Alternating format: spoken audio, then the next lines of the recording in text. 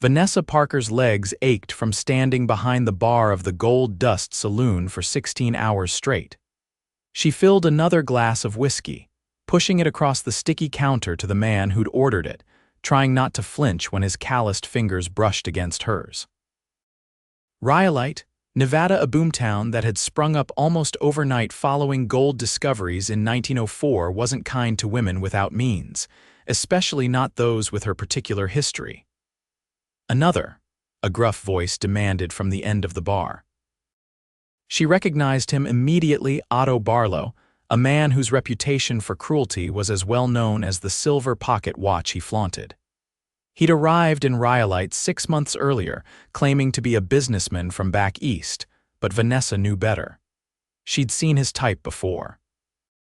"Coming right up, Mr. Barlow," she replied, her voice steady despite the unease that crawled up her spine whenever he was near. Otto's eyes followed her as she moved to fetch the bottle. At 45, he was more than twice her 20 years, but that hadn't stopped him from making his intentions clear since the day she'd started working at the saloon. "How much longer you planning to pour drinks for these degenerates, Miss Parker?" Otto asked, his words slightly slurred. "A pretty thing like you deserves better." Vanessa placed the glass before him, careful to maintain distance. "This job suits me fine." "Does it now?" Otto laughed, the sound as dry as the desert surrounding them. "Your father still owes me money, girl, don't forget that." The mention of her father made Vanessa's stomach tighten. Thomas Parker had been a decent man once before the gold fever took him, before the gambling and drinking hollowed him out. Now he was just another desperate prospector, chasing dreams in the unforgiving Nevada mountains. "He'll pay you when he can," she said, already moving to serve another customer. "I'm not a patient man," Otto called after her. As the night wore on, the saloon grew rowdier. Miners fresh from their claims, cowboys passing through, and the permanent fixtures of Rhyolite's underbelly filled every table. Piano music competed with drunken laughter and occasional shouts as card games went sour. Near midnight, the saloon doors swung open, bringing with them a gust of cool desert air and a tall figure silhouetted against the darkness. The newcomer moved with the easy confidence of a man accustomed to commanding attention without asking for it. As he stepped into the lamplight, Vanessa noticed his well-worn duster, the quiet way he surveyed the room, and the revolver holstered at his hip. He approached the bar, removing his hat to reveal dark hair and eyes the color of the Nevada sky just before dawn. He couldn't have been more than 30 with a face weathered by sun and wind. "Whiskey," he said, his voice carrying a hint of Texas drawl. "The decent kind if you have it." Vanessa nodded, reaching for the bottle she reserved for customers who might actually appreciate it. "Just passing through." She asked, pouring a generous measure. "For now." He placed a coin on the counter. "Name's Vance Zachariah, Vanessa Parker." She pushed the glass toward him, obliged. Vance took a slow sip, appreciation flickering across his face. "Been a while since I had something that didn't taste like coal oil." A crash from across the room drew their attention. Otto Barlow had appended a card table, accusing a miner of cheating. The saloon owner, Morris Doyle, hurried over to defuse the situation. "Trouble?" Vance asked quietly. "Just another night in Rhyolite," Vanessa replied with a practiced smile. But trouble was brewing, and she could feel it in the air like the electricity before a storm. Otto had been drinking heavily, and his eyes kept returning to her with increasing intensity. When her shift finally ended at 2 in the morning, Vanessa collected her shawl from behind the bar. Morris counted out her wages barely enough to keep a roof over her head, and she slipped out the back door into the alley. The night air felt clean after hours in the smoke-filled saloon. Rhyolite was still awake, lights glowing in windows along the main street, but the side streets were darker, quieter. Vanessa pulled her shawl tighter around her shoulders and started the short walk to the boarding house where she rented a small room. She'd barely gone 10 paces when footsteps sounded behind her, leaving without saying good night. Otto's voice slurred through the darkness. Vanessa quickened her pace. Good night, Mr. Barlow, I'm very tired. Your father came to see me today, Otto continued, matching her stride. Made an interesting proposition. Something cold settled in Vanessa's chest. I don't know what you're talking about. Otto moved faster than she expected, cutting in front of her, blocking her path. Oh, I think you do. Thomas Parker is a desperate man. Lost everything in a card game last night, what little he had left. His breath reeked of whiskey. Offered me something in exchange for clearing his debts. My father has nothing to offer you, but even as she said it, a terrible suspicion took root. Otto smiled, his teeth gleaming yellow in the faint moonlight. He offered you. The words hit Vanessa like a physical blow. You're lying. From his pocket, Otto produced a folded document. Signed and sealed this afternoon. Thomas Parker trades his daughter's hand in marriage for the cancellation of all his debts. He held it up. Plus a bottle of my finest Kentucky bourbon, seemed eager to make the deal. I don't believe you, but she did. Deep down, she knew her father was capable of this final betrayal. Otto reached for her arm. You're mine now, girl. We can do this the easy way. The lady doesn't seem interested in your arrangement. The new voice came from the shadows. Vance Zachariah stepped into view, his stance casual but alert. Otto's face darkened. This ain't your business, stranger. Maybe not, Vance agreed, but I've got a personal objection to seeing women traded like cattle. Otto released Vanessa's arm, turning to face the cowboy. I've got a legal agreement here. Her father doesn't own her, Vance cut in. Last I checked, slavery ended some 40 years ago. This is marriage, not slavery, Otto snarled. Doesn't look much different from where I'm standing. Vance's hand rested casually near his holster. How about you let the lady pass and we can all get on with our evening? Otto hesitated, visibly calculating his odds. You new in town, cowboy, don't know who you're dealing with. I know your type, Vance replied. Met plenty of men who mistake money for character. Otto's hand twitched toward the inside of his coat. I wouldn't, Vance warned softly. I'm faster than I look. For a moment, the night seemed to hold its breath. Then Otto stepped back, his face twisted with anger. This isn't over. She's mine by right. She's not property, Vance said, and that paper you're holding isn't worth the ink it took to write it. Otto backed away, pointing at Vanessa. You tell your father I'm coming for what he owes me, one way or another. He disappeared into the darkness, his footsteps fading toward the main street. Vanessa's legs threatened to give way beneath her. The reality of what her father had done, what might have happened, crashed over her in waves. You all right, Miss Parker? Vance asked, keeping a respectful distance. No, she answered honestly, but I'm grateful for your intervention. She straightened her shoulders with effort. I need to find my father. Not alone, you don't, Vance said. Not with Barlow on the prowl. This isn't your problem, Mr. Zachariah. Call me Vance. He offered a small smile. And maybe not, but I've got a habit of making other people's problems my own. Occupational hazard. What occupation is that? Used to be a Texas Ranger. These days I track down people who don't want to be found. He gestured down the street. Lead the way to your father's place. I'll see you there safely. Vanessa hesitated, weighing her limited options. She hardly knew this man, but he'd already proven more trustworthy than her own blood. It's not far, she finally said. He has a room at Miner's Rest. They walked in silence through Rhyolite's quieter streets. The town had grown rapidly since gold was discovered in 1904, and now in 1907 it boasted proper buildings, a railroad, and nearly 5,000 souls all chasing the same dream. Most would leave broken and empty-handed when the mines eventually played out. Miner's Rest was a shabby boarding house on the edge of town. A single lamp burned in the lobby when they entered, illuminating the sleeping clerk who barely stirred at the sound of the door.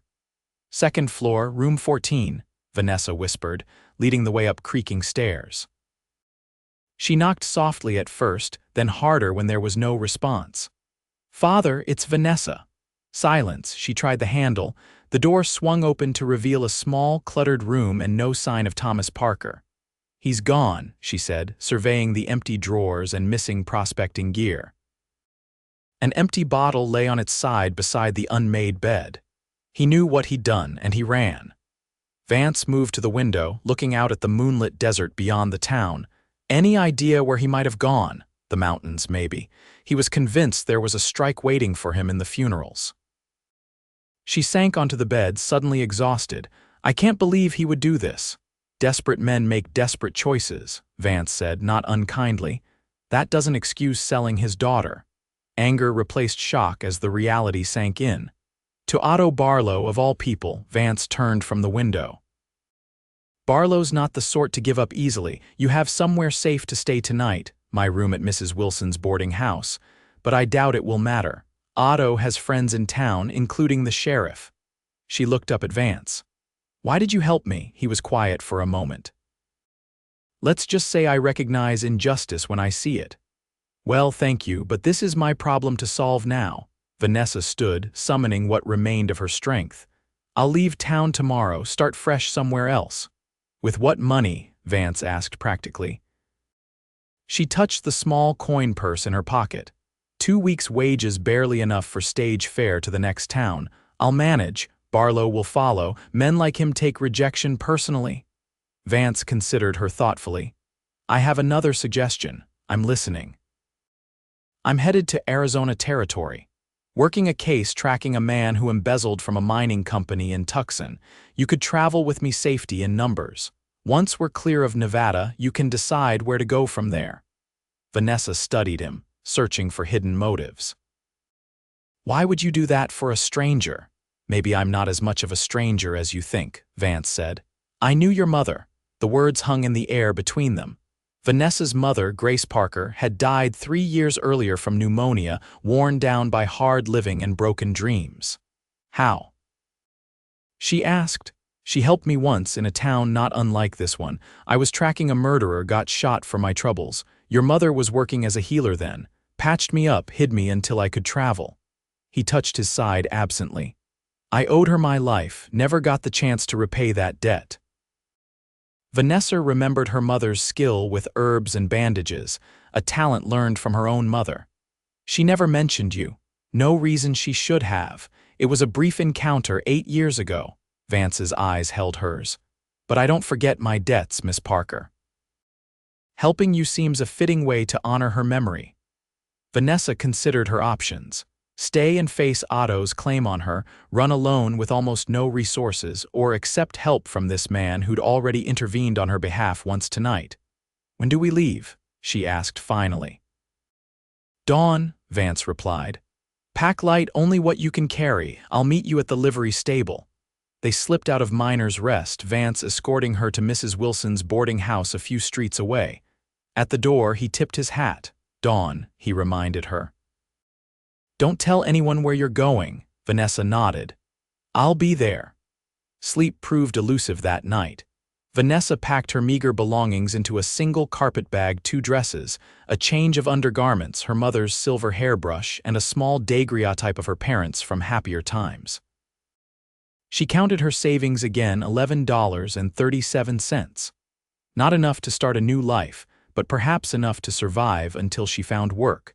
Her thoughts circled between fury at her father's betrayal and uncertainty about trusting Vance Zachariah. The Texas Ranger story rang true, but she'd been fooled before by men with convincing tales. Still, he'd had ample opportunity to harm her tonight if that had been his intention. By first light, she'd made her decision. Leaving a month's rent on the dresser for Mrs. Wilson, Vanessa slipped out of the boarding house and made her way to the livery stable on the edge of town. Vance was already there, saddling 2 horses, his own sturdy bay gelding and a smaller chestnut mare. He nodded when he saw her. You came. Did you doubt I would? People surprise me daily, usually not pleasantly. He tied her bag behind the mare's saddle. Ever ride before? My father took me prospecting sometimes when I was younger, she said, running a hand along the mare's neck. I can manage good. Vance handed her the reins. Her name's Penny. She's gentle but sure-footed. We've got a long ride ahead. As Vanessa mounted, the stable door creaked open. Both turned to see Sheriff Wilkes standing in the entrance, his badge catching the early morning light. Leaving town awful early, Miss Parker, Wilkes drawled. And in interesting company. Vance's posture shifted subtly. Just getting an early start on the day, Sheriff. Otto Barlow paid me a visit last night, Wilkes continued, stepping further into the stable. Said you interfered in a private matter between him and this young lady. The private matter involved coercion, Vance replied evenly. He showed me a paper signed by Thomas Parker. Wilkes looked at Vanessa. Says you're promised to him? My father had no right to make such a promise, Vanessa said, her voice stronger than she felt. That's between you and your father, the sheriff said. But Mr. Barlow is a prominent citizen in Rhyolite. He's requested I detain you until this matter is resolved. Vance stepped between them. The lady doesn't wish to stay. That's not for you to decide, stranger. Wilkes's hand moved to his holster. I'm going to have to ask you both to come with me. I don't think so. Vance hadn't drawn his weapon, but tension radiated from him. Whatever arrangement Barlow thinks he has is between him and Thomas Parker. Miss Parker is a free woman entitled to go where she pleases. The law doesn't support selling women, Vance interrupted. You know that as well as I do. A tense silence filled the stable. Vanessa held her breath, acutely aware that everything hung in the balance of the next few seconds. Finally, Wilkes spoke. I've got no personal stake in this, but Barlow's not a man to cross lightly. Neither am I, Vance replied quietly. Something in his tone made the sheriff hesitate. He studied Vance more carefully. You've got a look about you. Law, Texas Rangers retired, thought so. Wilkes stepped back slightly. You understand my position, then. I do, and you understand mine, the sheriff sighed. I'll tell Barlow I was too late, you were already gone. His eyes shifted to Vanessa. But he won't stop looking, Miss Parker. Men like Otto don't give up easily when they think something belongs to them. I don't belong to anyone, Vanessa said firmly. Wilkes nodded. Safe travels, then. He tipped his hat and backed out of the stable. Will he keep his word? Vanessa asked as soon as the sheriff was gone. For about an hour, Vance replied, swinging into his saddle. Long enough for us to put some distance between ourselves and Rhyolite. Let's ride. They left town as the sun crested the eastern mountains, taking the south road toward the funeral range. Rhyolite fell away behind them, its collection of wooden and brick buildings shrinking against the vast desert landscape. We'll circle south before heading east, Vance explained as they rode. Make it harder to track us. Vanessa nodded, still processing the reality of her situation. In the space of 12 hours, she discovered her father's ultimate betrayal, fled her home, and placed her trust in a man she barely knew. Part of her wondered if she'd made a terrible mistake, but the alternative remaining to become Otto Barlow's unwilling bride was unthinkable. They rode steadily through the morning, following narrow trails that wound through rocky terrain. Vance set a pace that was quick but not punishing, occasionally glancing back to ensure Vanessa was managing. The desert landscape stretched around them, beautiful in its stark emptiness. How far to Arizona territory? She asked during a brief stop to rest the horses.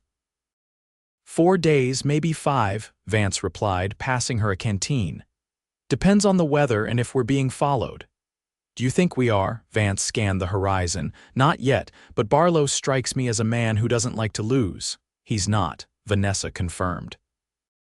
I've watched him nearly kill men over card games. She drank deeply from the canteen. What's in Arizona for you besides your fugitive? Not much, it's just another job. Vance took back the canteen. What about you? Any family elsewhere who might take you in? Vanessa shook her head. My mother's people were from Virginia, but we lost touch after she married my father. He dragged us from one mining camp to another for as long as I can remember. Hard life for a woman. It killed her in the end. Vanessa's voice was matter of fact. After she died, I started working at the Gold Dust. It was that or marry one of the miners. Vance nodded, understanding in his eyes. We should keep moving. I want to reach Gibson Springs by nightfall. They continued south through increasingly rugged terrain. The sun beat down mercilessly, and Vanessa was grateful for the wide-brimmed hat Vance had given her before they left the stable. By mid-afternoon, her body ached from the hours in the saddle, but she kept pace without complaint. Gibson Springs was little more than a watering hole with a single ramshackle building that served as both trading post and overnight lodging.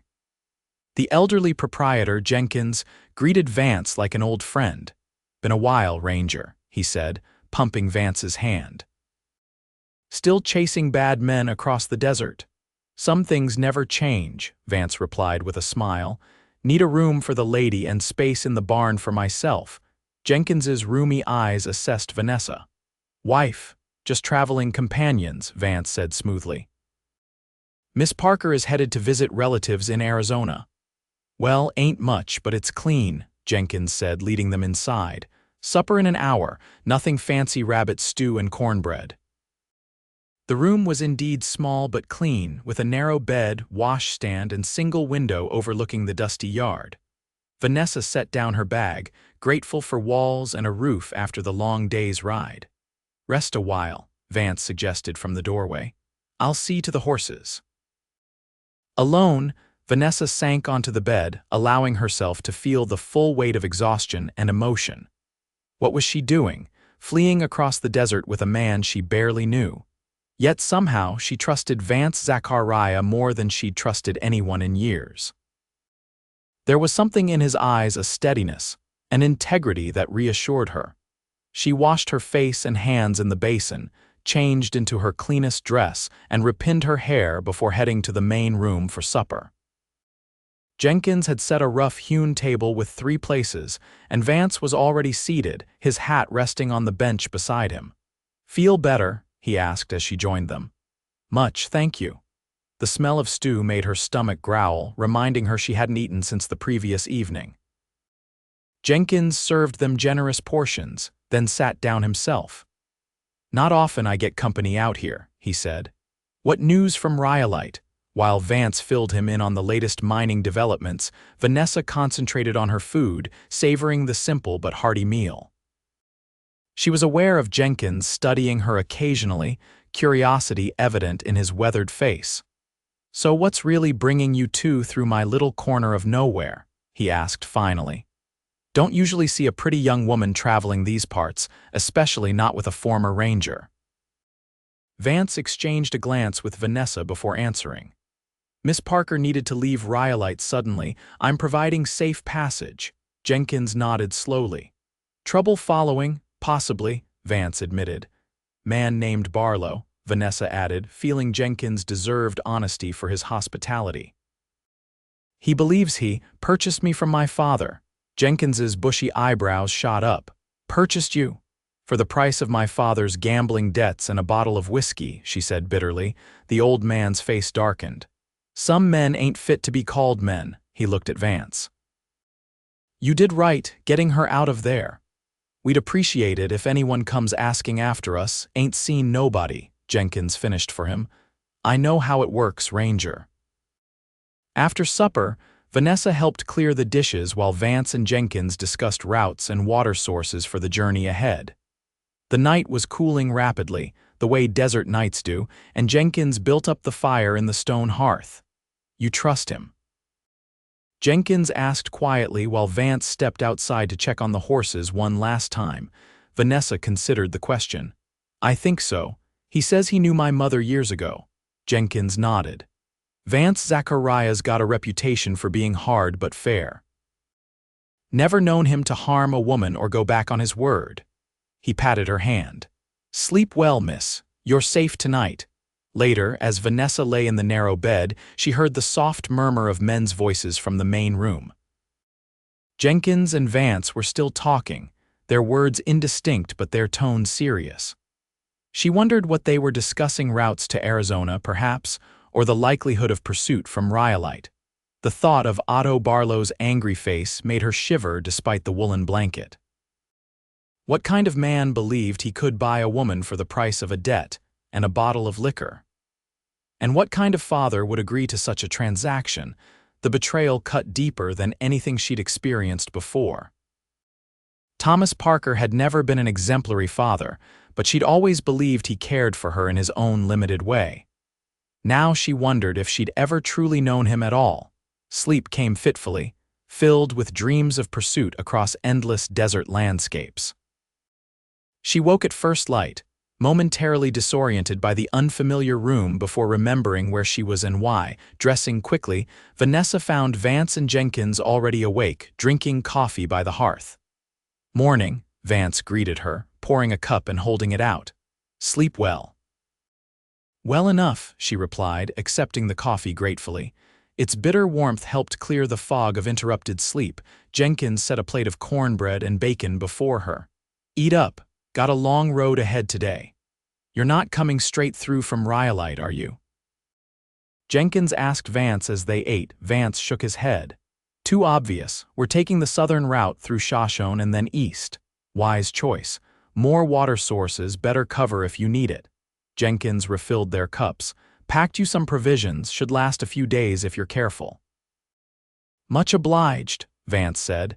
They set out as the sun cleared the eastern mountains, Vanessa feeling refreshed despite her restless night. The horses, too, seemed energized after their night of rest and feed. "Jenkins is a good man," Vance commented as they rode. "Saved my life once back when I was still wearing the badge." "He said you have a reputation for fairness," Vanessa replied. Vance's mouth quirked in a half-smile. "Did he now? Wonder what else he said about me." "Only good things," she assured him. "How did you come to know him?" "Tracked a gang of stagecoach robbers through this territory about 6 years back. Got shot for my troubles, seems to happen to me a lot." The smile turned rueful. "Jenkins found me half dead by a waterhole, patched me up and helped me finish the job." "You have a habit of being rescued by good Samaritans," Vanessa observed. "I've been fortunate in my misfortunes," Vance agreed. "Your mother, Jenkins, a few others along the way." He glanced at her. "Made me believe there's more good in this world than bad, despite evidence to the contrary in my line of work." They rode steadily through the morning, the landscape gradually changing as they moved south. The stark Nevada desert gave way to slightly more varied terrain, with occasional patches of scrub vegetation and twisted Joshua trees reaching toward the sky like supplicants. Around midday, Vance suddenly reined in his horse, gesturing for Vanessa to do the same. He sat utterly still, listening. "What is it?" she whispered. "Riders," he said tersely. "At least 2, maybe 3. He scanned their surroundings, then pointed to a cluster of large boulders about 50 yards off the trail. There, quick and quiet. They guided their horses behind the rocks, dismounting in the shadow of the largest boulder. Vance tied the horses, then drew his rifle from its scabbard. "Stay here," he instructed, moving to a position where he could see the trail without being observed. Vanessa's heart pounded as she waited, straining to hear. After a few moments, she detected it too, the rhythmic sound of hoofbeats approaching from the north. Vance returned to her side, his expression grim. 3 riders, moving fast. He checked his rifle, then his revolver. "Could be coincidence, or it could be Otto's men," Vanessa concluded. Vance nodded. "If they keep to the trail, they'll pass us by, if not." He left the sentence unfinished. The hoofbeats grew louder.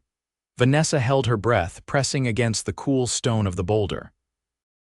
Vance stood beside her, his body tense but controlled, ready to move if necessary. The riders came into view, 3 men on dust-covered horses, riding hard. Vanessa recognized 2 of them, Otto's foreman, Miller, and one of his regular card-playing companions whose name she couldn't recall. The third was a stranger, probably a hired gun. They slowed as they reached the point in the trail nearest to the boulders, one of them pointing to tracks in the dust. "They've seen our trail," Vance murmured. The men conferred briefly, then the stranger dismounted to examine the ground more closely. He looked up, scanning the surrounding terrain, his gaze passing over the boulders where Vanessa and Vance hid. For a moment, she was certain they'd been spotted. But then the man remounted, saying something to his companions, and they continued down the trail at a slightly slower pace, still following the tracks. "They know we came this way," Vance said once the riders were out of earshot, "but they didn't spot us. What do we do now? Change plans. Vance considered for a moment. They're expecting us to continue south, then east. Instead, we'll head deeper into the mountains, use the terrain to lose them. Is that safe? Vanessa asked, thinking of the harsh, waterless landscape they'd be entering. Safer than facing those three, Vance replied. I know these mountains. There's a line shack about 10 miles west where we can hole up until they give up the search. They waited another 15 minutes to ensure the riders didn't double back, then mounted and set off in the opposite direction, keeping to rocky ground where their tracks would be less visible. The new route was considerably more challenging. They climbed steadily into the foothills, following game trails that twisted between boulders and along narrow ridges. The sun beat down mercilessly, and Vanessa found herself rationing sips from her canteen, aware that water sources would be scarce. By late afternoon, they had climbed high enough that Vanessa could look back and see the vast expanse of desert they'd crossed. There was no sign of their pursuers, which was both reassuring and unsettling. Where were they now? Not much further, Vance encouraged as they navigated a particularly steep section. The shack belongs to an old prospector named Harlan. He only uses it in winter, but he won't mind us borrowing it. The line shack appeared just as the sun was beginning its descent toward the western horizon, a small, sturdy structure built against the side of a hill, nearly invisible until you were right upon it. Nearby, a small spring bubbled from between rocks, creating a tiny oasis of greenery. We're in luck, Vance said, dismounting and leading his horse to the spring. Water's still flowing. The interior of the shack was dusty but sound, with a stone fireplace, rough plank table, and 2 rope beds. Vance immediately set about checking the perimeter while Vanessa unsaddled the horses and rubbed them down. No sign anyone's been here in months, Vance reported when he returned. We should be safe for the night. As darkness fell, they risked a small fire, keeping it low so the light wouldn't be visible from a distance. Jenkins's provisions made for a simple but satisfying meal, and the spring water tasted sweet after the long, dusty ride. You think they'll give up? Vanessa asked as they sat by the fire. Eventually, Vance replied, but not soon. Barlow strikes me as a man used to getting what he wants. He is. She stared into the flames. I don't understand why he's so determined. There are other women in Rhyolite who would willingly marry him for his money. It's not about wanting a wife, Vance said. It's about owning what he believes he purchased. Men like Barlow see everything as property, land, businesses, people. His eyes met hers. The moment you defied him, you became more valuable in his mind. Now it's about pride. And my father just sold me. The words still felt unreal. Your father's a fool, Vance said, his voice gentle despite the harsh words, but his foolishness doesn't define your worth. They fell silent, the crackling of the fire and distant night sounds of the desert filling the space between them. Vanessa studied Vance's profile in the firelight, the strong line of his jaw, the slight furrow between his brows as he gazed into the flames. She wondered about his story, what had led him from the Texas Rangers to tracking fugitives across the Southwest. Why did you leave the Rangers? She asked finally. Vance was quiet so long she thought he might not answer. Lost someone, he said eventually. My partner. We were ambushed by cattle rustlers near the Mexico border. His hand absently touched his side where she presumed he carried a scar from that day. I survived. He didn't. I'm sorry. After that, the badge felt heavier somehow, found I preferred working alone. He poked at the fire with a stick. Bounty hunting simpler, just me, the fugitive, and the law. And occasional damsels in distress, Vanessa added with a small smile that earned a chuckle. Those I try to avoid usually means complications. Am I a complication, Mr. Zachariah? His eyes met hers across the fire. Definitely, but not an unwelcome one. The simple honesty in his voice warmed something inside her, something that had been cold for a very long time, since her mother died, perhaps. Or maybe longer, since she'd first realized that her father's dreams would always matter more than her happiness. They banked the fire for the night, and Vanessa took one of the rope beds while Vance insisted on sleeping near the door. Despite the day's exertions, sleep eluded her again, her mind too full of the day's events and the uncertain future that awaited. She must have dozed eventually, because she woke suddenly to Vance's hand over her mouth, his finger to his lips signaling silence. The shack was dark, the fire reduced to embers, but moonlight filtered through the single small window. "Riders," he whispered, removing his hand. "Stay down." Vanessa nodded, her heart immediately racing. She pulled on her boots as quietly as possible while Vance moved to the window, peering out cautiously. "4 of them," he murmured. "Barlow's with them now." Fear pooled in her stomach. "How did they find us?" "Someone at Gibson Springs must have talked," Vance replied grimly, "or they got lucky." "What do we do?" "There's a back way out through the root cellar." He gestured toward a trapdoor in the corner. "Harlan built it as an escape route, leads to a ravine behind the shack." They worked quickly in the darkness, gathering their essential belongings. Vance checked his weapons while Vanessa tied her hair back and pulled on her coat. "The horses," she whispered. "We'll have to leave them," Vance said. "Too risky to try reaching them now. We'll circle back if we can." The trapdoor opened silently on well-oiled hinges, revealing a narrow ladder descending into darkness. Vance went first, his rifle slung across his back, then reached up to help Vanessa down. The cellar smelled of earth and old potatoes. Vance struck a match, illuminating a low tunnel cut into the hillside. "Stay close," he whispered, and Vanessa needed no encouragement. The thought of being lost in the dark tunnel was terrifying. They moved as quickly as they dared, crouching to avoid the low ceiling. The match burned down, plunging them into darkness again, but Vance seemed to know the way by instinct, his hand finding hers to guide her forward. After what felt like an eternity but was probably only minutes, Vanessa felt a breath of fresh air. The tunnel ended in a narrow opening, concealed by brush, that emerged in a steep ravine behind the hill. Vance helped her through, then followed, both of them crouching in the shadow of a large boulder as they got their bearings. The moon was high, casting enough light to see by, but also making them potentially visible to searching eyes. "We need to put distance between us and them," Vance whispered. "They'll search the shack, then fan out looking for tracks." "Which way?" He pointed down the ravine. "It leads to a dry creek bed. We'll follow it west, then loop back south once we're clear." They moved as quietly as possible, using the rocky terrain to avoid leaving obvious tracks. The going was slow and treacherous in the dark, with loose stones threatening to slide underfoot and give away their position.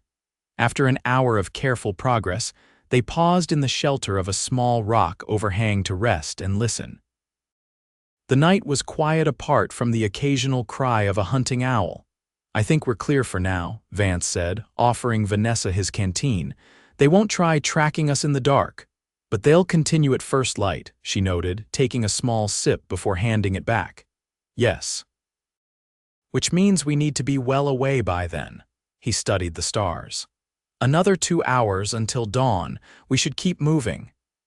They continued their difficult journey through the night, following the winding ravine as it gradually descended. Vanessa's legs ached, and her hands were scraped from steadying herself against rocks, but fear and determination kept her moving. As the first hint of dawn lightened the eastern sky, they reached the dry creek bed Vance had mentioned. It offered easier traveling but less cover, a mixed blessing. "We'll follow it for a mile, then head for those hills," Vance decided, pointing to a line of dark shapes against the lightening sky. "There's a trading post on the other side where we might find horses." The sun was fully up by the time they reached the hills, its heat already building despite the early hour. They took shelter in a narrow canyon to rest, sharing the last of their water and a piece of jerky from Vance's pocket. "I'm sorry about the horses," Vanessa said, "and your supplies." "Horses matter, supplies can be replaced." Vance studied her face, concern evident in his eyes. "How are you holding up?" "I'm fine," she insisted, though her body protested with every movement. "No, you're not, but you're tougher than you look," he smiled slightly. "Your mother was the same way. Never complained, even when she had every right to." The mention of her mother brought unexpected tears to Vanessa's eyes. She blinked them back, unwilling to indulge in weakness when their situation was so precarious. "We should keep moving," she said, pushing herself to her feet. They traveled through the morning, staying high in the hills where the juniper trees and rock formations provided cover. By midday, the heat was oppressive, and their water was gone. Vanessa's lips were cracked, her throat parched, but she matched Vance's pace without protest. From their elevated position, they occasionally caught glimpses of the desert floor below. During one such pause, Vance suddenly stiffened, pointing to a dust cloud in the distance. "Riders," he said. "Moving fast, coming this way. Barlow, can't tell from here, but we need to assume yes." He scanned their surroundings, calculating. "The trading post is still 2 hours away at our current pace. We won't make it before they catch up." Fear clutched at Vanessa's heart. "What do we do?" Vance was silent for a moment, weighing options. "There's a box canyon about half a mile from here. Narrow entrance but defensible. We could make a stand there." The word stand made Vanessa's blood run cold. "You mean a fight, if it comes to that." His eyes met hers. "I won't let them take you, Vanessa, I give you my word." The use of her first name, rare until now, underscored the gravity of his promise. She nodded, touched by his determination to protect her, even as she feared what it might cost him. "Let's go," she said. The box canyon was as Vance had described, a natural fortress with high walls and a single narrow entrance that could be defended by one person. Inside, a small spring bubbled from the rock face, creating a tiny pool before disappearing underground again. "Water," Vanessa breathed, dropping to her knees beside the pool. The water was cool and sweet, a blessing after hours of thirst. While she drank and refilled their canteens, Vance set about fortifying their position, dragging fallen logs and boulders to create a barrier across the canyon entrance. Behind this makeshift wall, he positioned himself with his rifle, sighting down the barrel toward the approach. "They'll be here within the hour," he said. "You should take shelter behind those rocks." He indicated a formation deeper in the canyon, "and leave you to face them alone." "No." Vanessa's voice was firm. "This is my fight too." Vance looked as though he might argue, then nodded. "Can you shoot?" "My father taught me. I'm decent with a revolver." He handed her his spare gun. 6 shots, make them count if it comes to that." The waiting was the hardest part. Vanessa sat beside Vance behind their barricade, the revolver heavy in her hand, listening for the sound of approaching horses. The sun beat down on the canyon walls, reflecting heat back at them despite the small patch of shade they'd found. "I've been thinking," Vance said after a long silence. "About what happens after. After, assuming we get through this, get to Arizona." He kept his eyes on the canyon entrance as he spoke. "You'll need somewhere safe to start over." "I was thinking Tucson," Vanessa said. "I can find work in a hotel or restaurant maybe." Vance nodded. "It's a good town, growing fast." He hesitated, then continued. "I have a small ranch outside Prescott, nothing fancy, just a cabin and 100 acres. Been adding to it bit by bit over the years." Vanessa glanced at him, surprised. "I didn't take you for a rancher." "I'm not really. Just a place to come back to between jobs." He shifted slightly, adjusting his position. "What I'm trying to say is you'd be welcome there until you decide what's next." The offer touched her deeply. "That's very generous."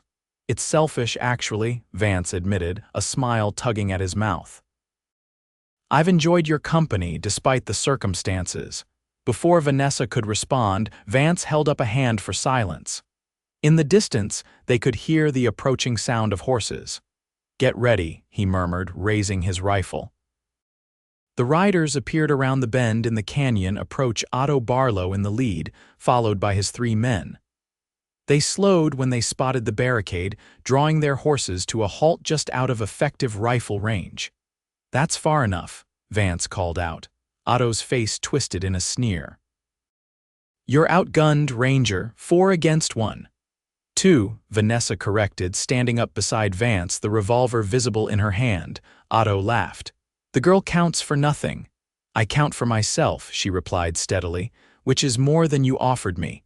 You belong to me, girl. Your father sold you fair and square. People can't be sold, Barlow, Vance said. Not anymore. I've got a signed paper that says otherwise. Otto's voice hardened. And I paid good money for her. How much? Vance asked suddenly. Otto blinked, caught off guard by the question. What? How much did you pay for her, exactly? Parker's debt was $300, Otto replied. Plus my best Kentucky bourbon, 18 years old, worth another 50 at least. Vance reached slowly into his vest pocket, keeping his rifle trained on the men with his other hand. He withdrew a folded banknote, holding it up. $350, he said. To cancel the deal. Otto stared at him in disbelief, then began to laugh. You think it's that simple? She's mine now. Then consider this a counter-offer. Vance's voice was calm, but his eyes were steel. Take the money and ride away, or face the consequences. 4 guns against your 1 rifle and her little pistol, Otto scoffed. Those aren't odds I fear. Should be, Vance said quietly. I've faced worse. A tense silence fell over the canyon. Vanessa could feel her heart pounding, every sense heightened by danger. She kept her revolver trained on Otto, knowing that if shooting started, he was her target. One of Otto's men shifted nervously in his saddle. Boss, maybe we should. Shut up, Miller, Otto snapped. The girl comes with us. The Ranger can walk away if he's smart. Not happening, Vance replied. Otto's face darkened. Then you die here. He reached for his gun. What happened next seemed to unfold in slow motion. Otto's hand moved to draw, but Vance was faster, impossibly fast. His rifle cracked and Otto's hat flew from his head, a neat hole punched through the crown. The businessman froze, his gun half drawn as the echo of the shot reverberated through the canyon. That was a warning, Vance said evenly, already levering another round into the chamber. Next one won't be. Otto's men looked at each other uncertainly, none of them eager to test Vance's marksmanship further. You can't watch her forever, Ranger, Otto growled, slowly lowering his hand away from his weapon. Don't need to, Vance replied. Just need to watch you. He tossed the folded banknote onto the ground between them. There's your money, more than you paid. Take it and consider our business concluded. For a long moment, Otto seemed to weigh his options, hate burning in his eyes. Finally, he nodded to Miller, who dismounted cautiously to retrieve the money. This isn't over, Otto warned. Yes, it is, Vance contradicted him. You're going to take that money, ride back to Rhyolite, and forget you ever met Miss Parker. Because if I ever hear you've come looking for her again, I'll find you. The quiet certainty in his voice was more chilling than any shouted threat could have been. And I always find who I'm looking for. Something in Vance's tone must have convinced Otto of his sincerity. After another moment of tense silence, he jerked his head at his men. Let's go, he ordered. She's not worth dying for. They watched in silence as the 4 riders turned their horses and rode away, dust rising in their wake. Vanessa kept the revolver trained on them until they disappeared around the bend in the canyon. Are they really gone? She asked, hardly daring to believe it. Vance lowered his rifle slowly. For now, but we should move on quickly, just in case Barlow changes his mind. The tension drained from Vanessa's body, leaving her suddenly exhausted. She sank back down behind the barricade, still clutching the revolver. How did you know they'd take the money? She asked. I didn't, Vance admitted. But men like Barlow understand currency better than they understand people. He looked at her. You did well. I didn't do anything. You stood your ground, showed courage. He smiled slightly. Not many would in your situation. Vanessa returned the revolver to him, their fingers brushing in the exchange. Thank you, for everything. They rested a while longer, drinking from the spring and sharing the last of Jenkins's provisions. The encounter with Otto had left Vanessa drained but strangely liberated, as if a weight she hadn't fully acknowledged had been lifted from her shoulders. By mid-afternoon, they set out again, making their way toward the trading post Vance had mentioned. The going was easier now with water in their canteens and the immediate threat behind them. "What you said earlier," Vanessa began as they walked side by side down a gentle slope, "about your ranch." "The offer stands," Vance said, glancing at her. "No obligation. Just a safe place while you decide what's next." "I appreciate that more than I can say," she hesitated. "But I don't want charity." "It's not charity," Vance replied. "The cabin needs work. The fences need mending. Consider it an exchange shelter for labor." Vanessa nodded, satisfied with the arrangement. "I'm a hard worker." "I never doubted it." They reached the trading post by evening, a sturdy log structure at a crossroads with a corral of horses behind it and the smell of cooking wafting from the chimney. The proprietor, a cheerful woman named Mrs. Harding, greeted them warmly despite their disheveled appearance. "Land sakes, you two look like you've been through the wars," she exclaimed, ushering them to a table. "Sit, sit. Stew's just ready and there's cornbread to go with it." Over the meal, Vance explained that they needed horses and supplies to continue their journey to Arizona. He avoided mentioning Otto Barlow or the specific reasons for their travel, but Mrs. Harding's shrewd eyes suggested she understood more than was said. "Got 2 good horses I can spare," she told them. "Not fancy, but sound and trail-wise, and my husband's old saddle would fit the lady just fine." They negotiated a fair price, and Vance paid from a money belt concealed under his shirt. Vanessa realized with some surprise that he was better prepared financially than his worn clothes suggested. Mrs. Harding offered them rooms for the night, a luxury after their wilderness ordeal. Vanessa gratefully accepted the bath that was prepared for her, soaking away the dust and tension of the past 2 days. As she washed, she examined the scrapes and bruises she'd acquired during their flight through the mountains. Each mark told part of the story of her escape, not just from Otto Barlow, but from the life she'd been leading in Rhyolite. A life of serving drinks to men who saw her as nothing more than an object to be possessed. For the first time, she allowed herself to consider a different future. The thought of Vance's ranch near Prescott stirred something warm inside her. Not just safety, but possibility. A place to begin again with someone who saw her value beyond what she could provide to others. The next morning dawned clear and cool. They set out early, mounted on their new horses, a sturdy buckskin gelding for Vance and a dappled gray mare for Vanessa. Mrs. Harding had provided them with ample supplies, including food, ammunition, and a small medical kit, just in case. Their route now took them southeast, following established trails that would eventually lead them across the Colorado River and into Arizona territory. The terrain gradually shifted from the stark Nevada desert to more varied landscape, with increased vegetation and occasional stretches of pine forest as they gained elevation. They fell into an easy rhythm of travel, covering good distance each day but not pushing the horses too hard. At night, they made camp by streams or springs when possible, sharing the tasks of setting up and cooking without need for discussion. Vanessa found herself studying Vance during these quiet evenings, the careful way he tended the horses, the efficiency of his movements as he built fires or cleaned his weapons, the rare but genuine smile that transformed his serious face when something amused him. He was not a talkative man by nature, but in the days following their confrontation with Otto, he began to share more of his story. Born in Texas to ranching parents, he joined the Rangers young, driven by a strong sense of justice. His years with the badge had taken him across the Southwest, building the reputation that still followed him even after he'd turned to bounty hunting.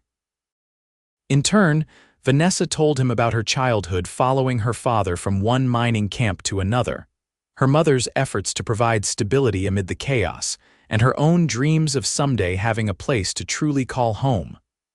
"What about you?" she asked one evening as they sat by their campfire, the stars brilliant overhead. Don't you want a home, something more permanent than traveling between jobs? Vance was quiet for a moment, poking at the fire with a stick. That's what the ranch was supposed to be, he admitted. Started buying the land 5 years ago, piece by piece, built the cabin myself.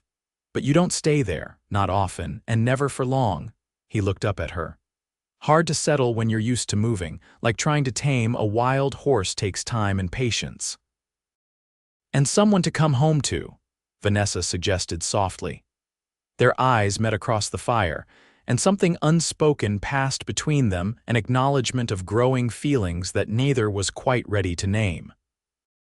On the 4th day of their journey, they crossed into Arizona territory, the landscape shifting to the distinctive red rocks and pine forests of the high country.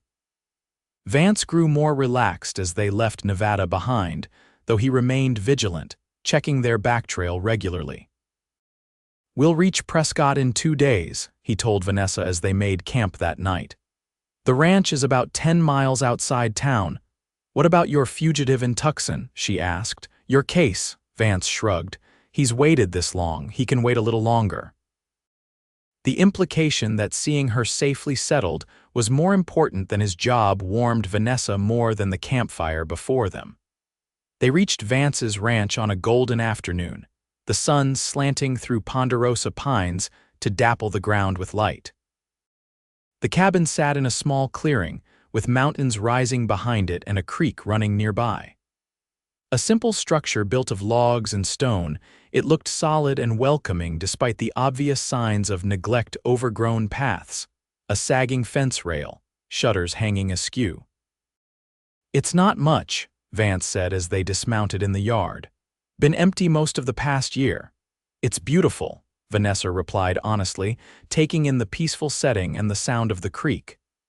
After years of dusty mining towns and crowded saloons, the quiet solitude felt like a luxury. Inside, the cabin was plain but well built, with a stone fireplace, plank table with 4 chairs, an iron cookstove, and 2 small bedrooms separated by the main living area. Everything was covered in a layer of dust, but otherwise in good repair. I'll sleep in the barn until I head to Tucson, Vance said, carrying her bag to one of the bedrooms. Give you your privacy. When will you leave? Vanessa asked, trying to keep her voice neutral. Day after tomorrow, probably. Need to restock supplies in Prescott first. He hesitated in the doorway. I shouldn't be gone more than 2 weeks, 3 at the most. The thought of being alone at the ranch for weeks shouldn't have bothered her after all. She was used to independence. But the prospect of Vance's departure created an unexpected hollow feeling in her chest. They spent the remainder of the day making the cabin habitable, sweeping, dusting, bringing fresh water from the creek, and airing out linens that had been stored in a cedar chest. Working together, they fell into an easy rhythm, moving around each other as if they'd done so for years rather than days. By evening, the cabin was transformed clean, with a fire burning in the hearth and stew bubbling on the cookstove. They sat at the table, enjoying their first proper meal since leaving the trading post, and Vanessa felt a sense of contentment she hadn't experienced since her mother was alive. Tell me about the area, she requested as they ate. What's Prescott like? Growing fast, Vance replied. It was the first territorial capital before they moved it to Tucson, then Phoenix. Still an important town: courthouse, shops, schools, decent people mostly. He smiled slightly. Only one saloon that regularly sees gunplay, and that's on Saturday nights. Vanessa laughed, the sound surprising her with its ease. An improvement over Rhyolite, then, in many ways. Vance's eyes held hers. You'll like it, I think. Independent-minded women are more common here than in Nevada. Is that why you chose it? The independence? Partly, he admitted. And partly because the land reminded me of where I grew up in Texas. The mountains, the pines. He gestured toward the window, where the last light of day filtered through the trees. Feels right somehow. They cleaned up after dinner together, and Vanessa noticed Vance watching her as she moved around the cabin, an unreadable expression on his face. What? She asked finally. Just thinking, he replied, that you look like you belong here. The simple statement touched something deep inside her, a longing for belonging she'd carried so long it had become part of her. "Do I?" Vance nodded, then seemed to catch himself. "I should check on the horses," he said, reaching for his hat. "Make sure they're settled for the night." Alone in the cabin, Vanessa moved to the small window, watching as Vance crossed the yard to the barn, his figure outlined against the darkening sky. In just over a week, this man had changed the course of her life, rescuing her from Otto Barlow, protecting her during their flight across the desert, and now offering her sanctuary on his ranch. But it was more than that, she admitted to herself. There was something about Vance Zachariah that called to her his quiet strength, his unwavering integrity, the gentleness that lay beneath his tough exterior. She was falling in love with him, she realized, with a mixture of joy and trepidation. The following day, they continued working on the ranch, mending fences, clearing the overgrown garden patch, and taking inventory of supplies. Vance showed her how the pump worked, where he stored winter firewood, and which neighbors could be called on in case of emergency. "The Hendersons are about 3 miles that way," he explained, pointing east. "Good people, they'll help if you need it." "I'll be fine," Vanessa assured him. "I'm tougher than I look, remember," that earned a smile. "So you are." By afternoon, they rode into Prescott together so Vance could purchase supplies for his trip and introduce Vanessa to some of the townspeople. The town was indeed, as he described, bustling but civilized, with proper wooden sidewalks, a brick courthouse, and an assortment of businesses lining the main street. At the general store, the proprietor greeted Vance warmly. "Well, look what the wind blew in. Been months, Zachariah." "Good to see you too, George," Vance replied, shaking the man's hand. "This is Miss Vanessa Parker. She'll be looking after my place while I'm away." George's eyebrows rose slightly, but he welcomed Vanessa politely. "Any friend of Vance's is welcome in Prescott, Miss Parker." They continued through town, with Vance making similar introductions at the bank, the livery stable, and finally at a small restaurant owned by a cheerful widow named Mrs. Collins. "You must join us for Sunday dinner when you return, Mrs." Collins insisted after hearing that Vance would be leaving for Tucson. "And Miss Parker is welcome anytime, of course." By the time they returned to the ranch, laden with supplies, Vanessa felt she had a better understanding of Vance's place in the community, respected if somewhat distant, known for his honesty and fairness rather than sociability. That evening, their last before Vance's departure, a comfortable quiet settled between them as they sat before the fire. The cabin felt different, somehow more like a home than it had the previous night, as if their shared labor had imbued it with warmth beyond that provided by the hearth. "I've been thinking," Vance said finally, breaking the silence, "about what happened with Barlow." Vanessa looked up from the shirt she was mending, one of Vance's, torn during their flight through the mountains. "What about it, the way he saw you as property to be bought and sold?" Vance's eyes were on the fire, his expression thoughtful. "It's not an uncommon view, especially in places like Rhyolite where women are scarce." "Unfortunately true," Vanessa agreed, setting aside her sewing. "I want you to know that's not why I brought you here," Vance continued, meeting her gaze. "You're free to stay as long as you wish or leave whenever you choose. This isn't. I'm not expecting anything in return." The earnestness in his voice touched her deeply. "I know that, Vance." "I've never questioned your motives."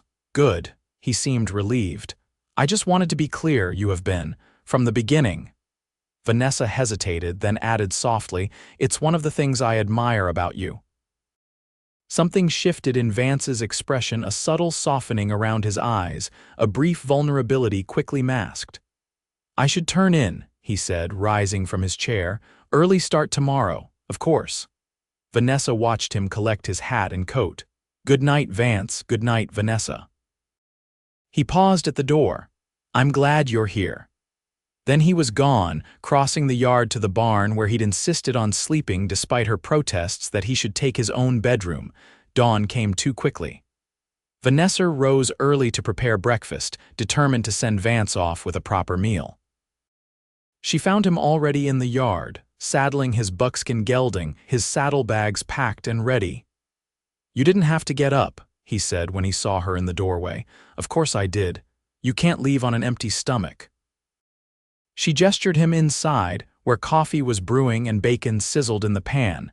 They ate together at the plank table, discussing final arrangements for his absence. He'd left her with ample supplies, money for emergencies, and a loaded rifle beside the door. "Remember, the Hendersons are closest, but the Millers about 5 miles west are good people too if you need anything," Vance reminded her as he finished his coffee. "I'll be fine," Vanessa assured him. "You focus on catching your fugitive and returning safely." Outside, as Vance prepared to mount, an awkward moment passed between them, both wanting to say more, neither quite finding the words. "Well," Vance said finally, settling his hat firmly on his head, "guess I'll be seeing you in a couple of weeks." "I'll be here," Vanessa promised. He nodded, then surprised her by reaching out to touch her cheek briefly. "Take care of yourself, Vanessa Parker." "You too, Vance Zachariah." She stood in the yard long after he'd ridden away, watching until his figure disappeared among the pines. Only then did she allow herself to acknowledge the depth of her feelings and her fear that he might not return. The days passed slowly at first. Vanessa kept busy with tasks around the ranch, continuing to clear the garden patch, repairing what she could of the cabin's minor defects, exploring the surrounding woods. Each evening, she wrote in a journal she'd purchased in Prescott, recording her thoughts and experiences in this new chapter of her life. On Sunday, she rode into town for church services, where she was warmly welcomed by several people Vance had introduced her to.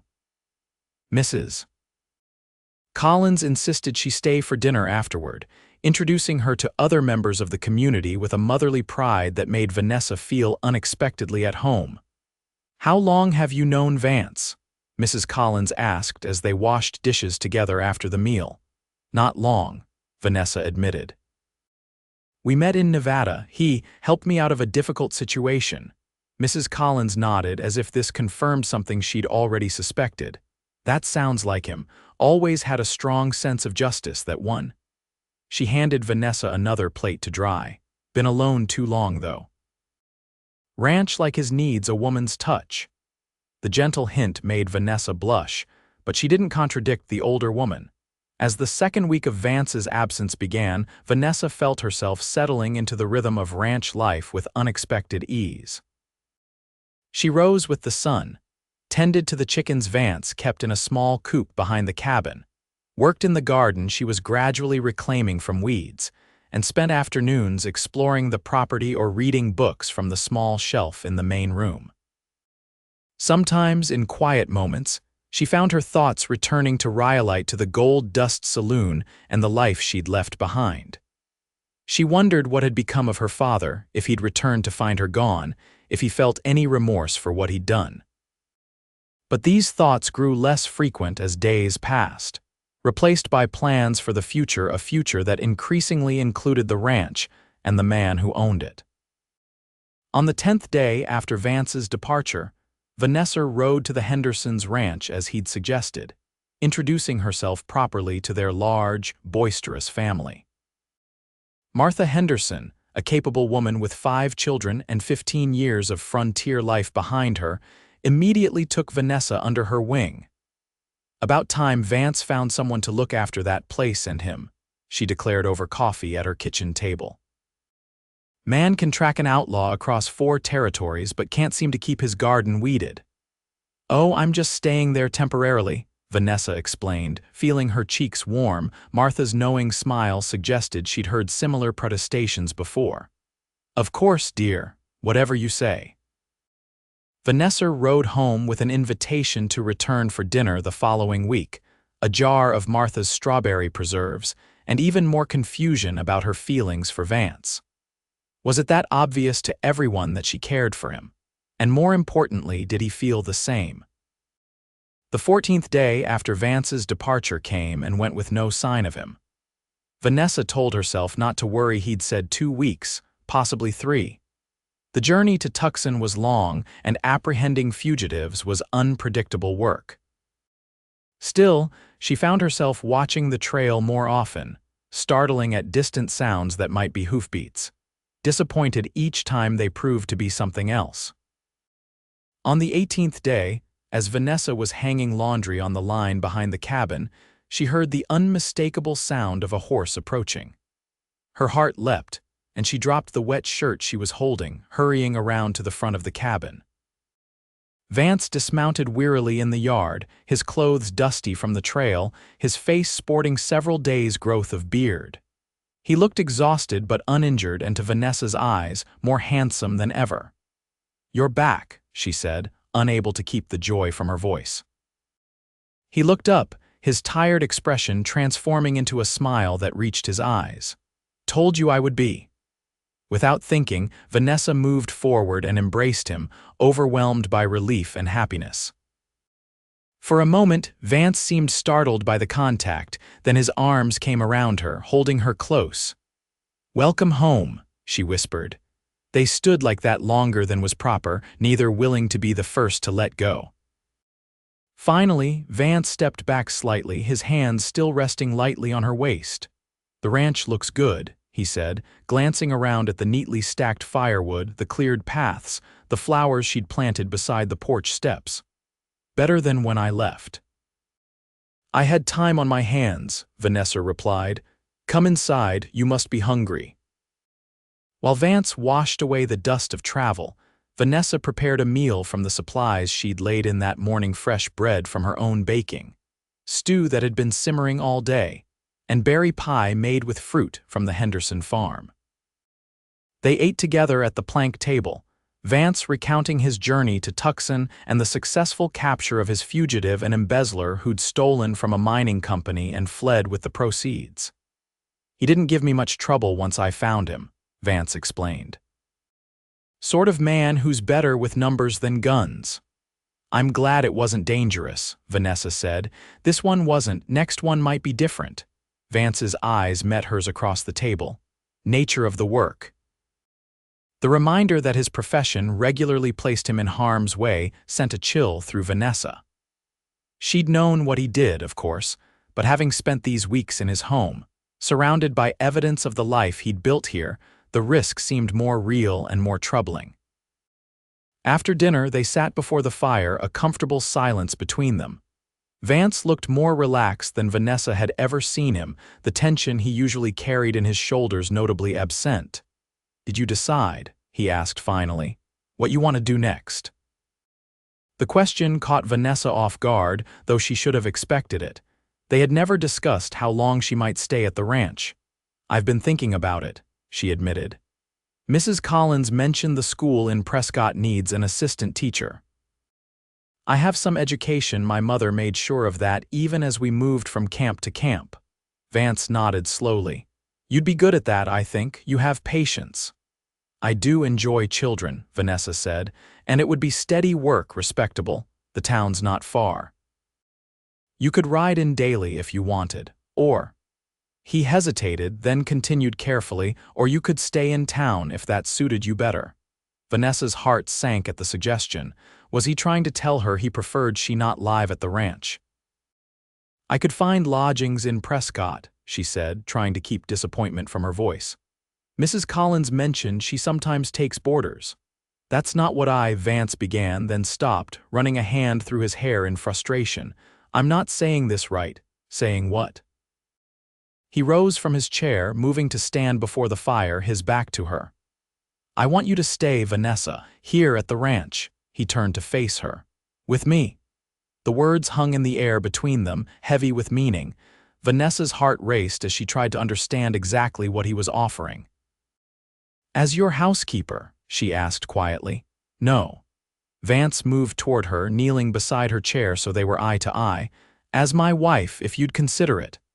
Vanessa couldn't speak, overwhelmed by the unexpected proposal and the emotion evident in Vance's usually guarded face. "I know it's sudden," he continued when she remained silent. "We haven't known each other long, but these past weeks, being away, all I could think about was getting back here to you." He took her hands in his. I never expected to feel this way again after all I've seen. But you. You make me want a different life. Vance, Vanessa managed finally, are you certain? I have nothing to offer, no money, no family connections. I don't want those things, he said firmly. I want you, your strength, your kindness, your spirit. His thumbs traced circles on the backs of her hands. I've spent 10 years chasing other people across the frontier. For the first time, I want to stay in one place, build something lasting. With me, Vanessa whispered, still hardly daring to believe, only you. Vance's eyes held hers. I love you, Vanessa Parker. I think I have since that first night in Rhyolite, when you stood up to Barlow with more courage than most men I've known.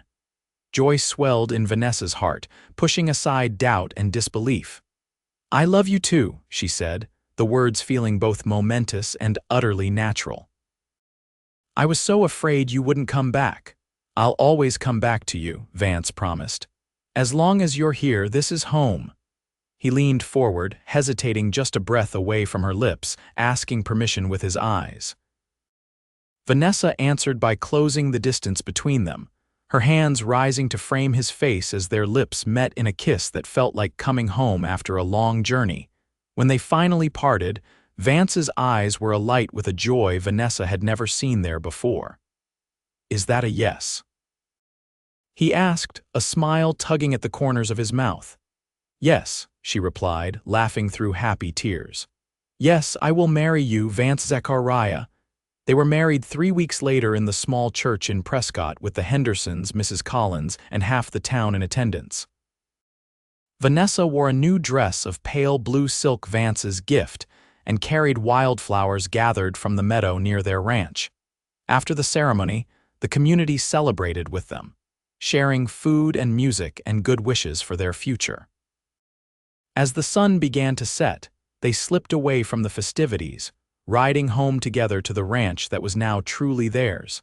At the cabin door, Vance surprised Vanessa by sweeping her into his arms to carry her across the threshold. Welcome home, Mrs. Zachariah, he said, setting her gently on her feet in the main room. I like the sound of that, Vanessa replied, wrapping her arms around his neck. That night they came together as husband and wife, discovering each other with tenderness and passion. In Vance's arms, Vanessa found a belonging she'd never known, a completion of the journey that had begun in fear but ended in joy in the quiet after. As they lay together watching moonlight spill through the window, Vance traced patterns on her bare shoulder. You ever wonder about it? He asked softly. About what? How different things might have been if I hadn't been in Rhyolite that night, if I hadn't followed you out of the saloon. Vanessa considered this. I try not to think about it, but yes, sometimes. Vance's arms tightened around her. I wasn't supposed to be there, you know. Was tracking a different man, entirely thought he might pass through Rhyolite on his way to California. So it was chance, maybe. He pressed a kiss to her hair. Or maybe something more. The years that followed brought changes to the Zachariah ranch. Vance gradually took fewer bounty hunting jobs, instead focusing on building their cattle herd and improving the land. Vanessa did become the assistant teacher at the Prescott school, riding in 3 days a week while continuing to make their ranch a true home. In their second year of marriage, their son William was born a strong boy with his father's eyes and his mother's smile. 2 years later, he was joined by a sister, Grace, named for Vanessa's mother. On a warm evening in their 5th year together, as they sat on the porch watching their children play in the yard, Vance pulled something from his coat pocket, a dusty, unopened bottle of whiskey. Recognize this? He asked, handing it to Vanessa. She examined the label, confusion giving way to recognition. Is this? The bottle Barlow gave your father, found it among his things after we married. Vance's face was solemn, never knew what to do with it. Vanessa turned the bottle in her hands, memories of that night in Rhyolite washing over her, the fear, the uncertainty, the desperate flight through the desert. It seemed a lifetime ago now in this peaceful home surrounded by love. What do you want to do with it? She asked.